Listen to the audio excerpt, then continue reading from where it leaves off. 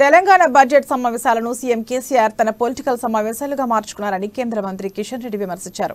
కేంద్రాన్ని తిట్టేందుకే కేసీఆర్ అసెంబ్లీని వాడుకున్నారని మండిపడ్డారు.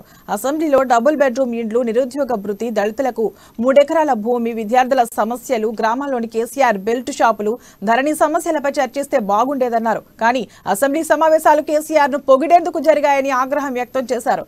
అవి బడ్జెట్ సమావేశాలా లేక మోడీపై విద్వేషం వ్యక్తం చేసే సమావేశాలా అని ప్రశ్నించారు. దేశ ఆర్థిక పరిస్థితిపై చర్చించాలన్న కేసీఆర్ సవాల్ను స్వీకరిస్తున్నట్లు ప్రకటించారు.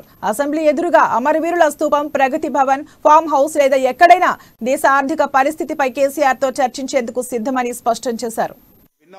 ఈ బడ్జెట్ సమావేశాలలో తెలంగాణ రాష్ట్ర ఆర్థిక స్థితిగతులపైన గాని, తెలంగాణ ప్రజలు ఎదుర్కొంటున్నటువంటి సమస్యలపైన గాని, తెలంగాణ ప్రభుత్వ పనితీరుపైన గాని ఏమాత్రం చర్చ జరగలేదు.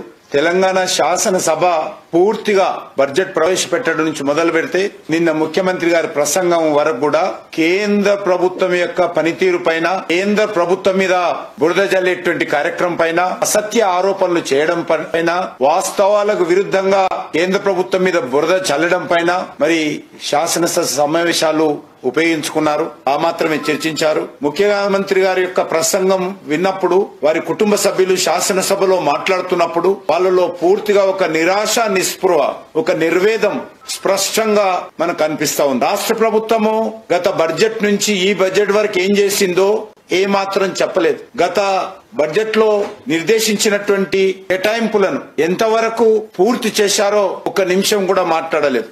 ఈ బడ్జెట్ సమావేశాలలో తెలంగాణ రాష్ట్ర ఆర్థిక స్థితిగతులపైన గాని, తెలంగాణ ప్రజలు ఎదుర్కొంటున్నటువంటి సమస్యలపైన గాని, తెలంగాణ ప్రభుత్వ పనితీరుపైన గాని ఏమాత్రం చర్చ జరగలేదు.